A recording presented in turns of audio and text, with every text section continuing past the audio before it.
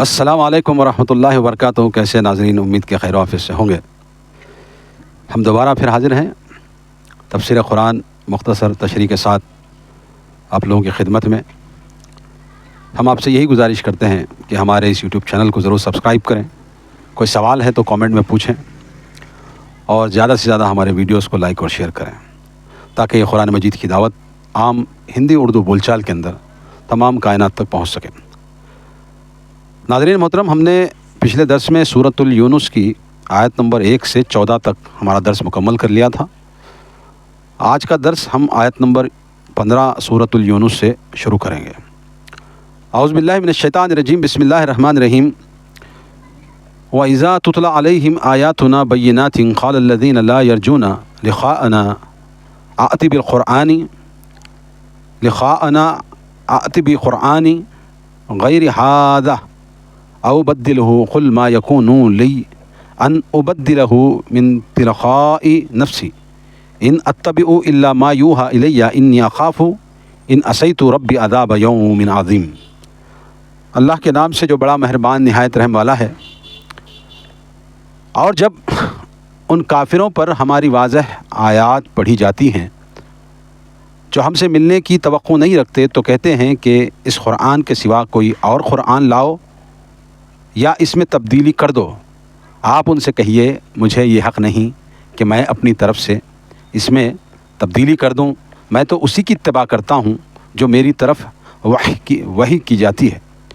اگر میں اپنے رب کی نافرمانی کروں تو میں بڑے دن کے عذاب سے ڈرتا ہوں۔ ناظرین، ہم نے پچھلے درس میں کچھ دہریے اور اللہ کے انکاری لوگوں کے بارے میں بھی تذکرہ کیا تھا، اور اسی کے تناظر میں اگلی آیتیں بھی وہی بات بتاتی ہیں کہ جو اللہ کا انکار کرتے ہیں وہ لوگ کس طرح کی باتیں کرتے ہیں۔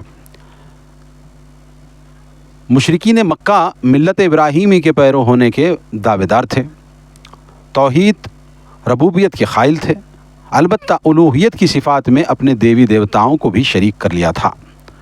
عقیدہ آخرت کے انکاری تھے، جیسا کہ اس آیت سے معلوم ہوتا ہے۔ غالباً یہاں عقیدہ آخرت سے انکار کا ذکر کرنے کا مقصد یہ ہے کہ عقیدہ آخرت کے منکر ہی ایسی ڈٹائی کی باتیں کر سکتے ہیں۔ یہ ان کا آپ صلی اللہ علیہ وسلم سے طنز اور استہزاء ہے، ورنہ اسی طرح کا مطالبہ کوئی بھی نہیں کر سکتا۔ دوسرے معنی میں یہ تہمت ہے کہ قرآن تم خود ہی بنا لاتے ہو۔ یہاں پر جو شان نزول آیت کا جو مفہوم ہے وہ واضح ہے اس بات کا کہ جو ہم سے ملنے کی توقع نہیں رکھتے۔ اب اس میں وہ سارے لوگ ہیں جو اللہ کی الوہیت کا انکار کرتے ہیں، اس کے وجود کا انکار کرتے ہیں، جیسے فری تھنکرز اور دہریے، اور اسی طرح سے آخرت پر ایمان نہیں کرتے، بلکہ کہتے ہیں کہ یہ چکرویو ہے اور یہ انسان پیدا ہوتا ہے اور دوسرا بن کر کے، اور یہ اسی طرح یہ پھرتا رہتا ہے، اور آخرت کے انکاری ہوتے ہیں۔ اور یہاں پر یہ بات واضح کر دوں کہ جو یہ مشرکین مکہ تھے وہ ابراہیم علیہ السلام کے وارثین میں اپنے آپ کو شمار کرتے تھے۔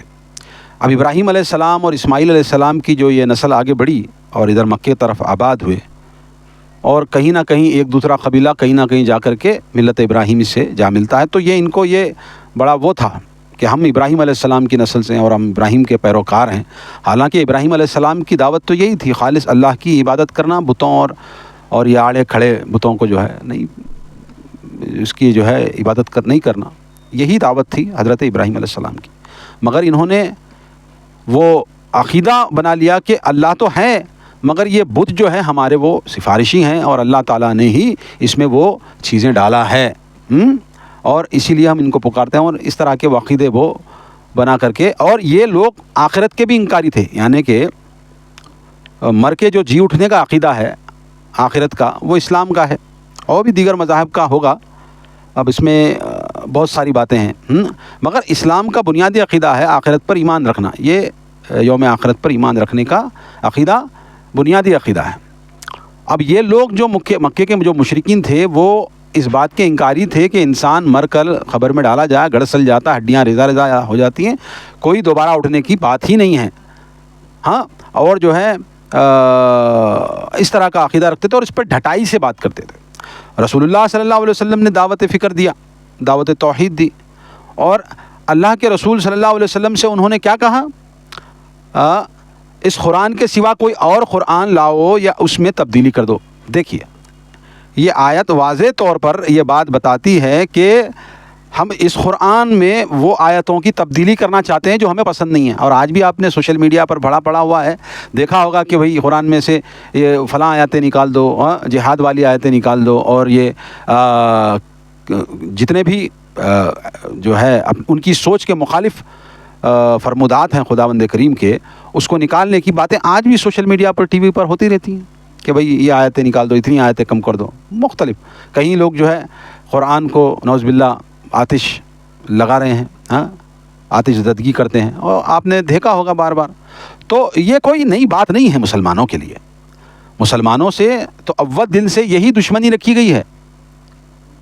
جتنے بھی مذاہب گزرے ہیں مسلمان اور مد مقابل میں، وہ لوگ تو ہمیشہ اسی طرح کی باتیں کی ہیں کہ قرآن کو بدل دو، ہاں۔ اور آج جو ہے ہم سوشل میڈیا پر وہ اپنی آنکھوں سے دیکھ رہے ہیں۔ تو اللہ کے رسول صلی اللہ علیہ وسلم کو اللہ تبارک و تعالیٰ نے کیا کہلوایا؟ آپ ان سے کہیے، اے محمد صلی اللہ علیہ وسلم، آپ ان سے کہیے مجھے یہ حق نہیں کہ میں اس میں کوئی تبدیلی کر دوں، ہاں، مجھے حق نہیں ہے کہ میں اس میں تبدیلی کر دوں، اگرچہ میں تبدیلی کر دوں تو میں جو ہے اللہ کی نافرمانی کروں گا، ہاں۔ تو لہذا میں تو اسی کی اتباع کرتا ہوں جو میری طرف وحی کی جاتی ہے، جو یہ قرآن وحی ہوتی ہے اللہ کے رسول صلی اللہ علیہ وسلم پر، تو وہی تو اللہ کے رسول صلی اللہ علیہ وسلم بیان کرتے ہیں، میں کوئی تبدیلی کرنے والا نہیں ہوں، ٹھیک ہے۔ تو اللہ تبارک و تعالیٰ نے مشرکین کا واضح طور پر دو ٹوک جواب اللہ کے رسول صلی اللہ علیہ وسلم کے ذریعے سے دنیا کو دے دیا۔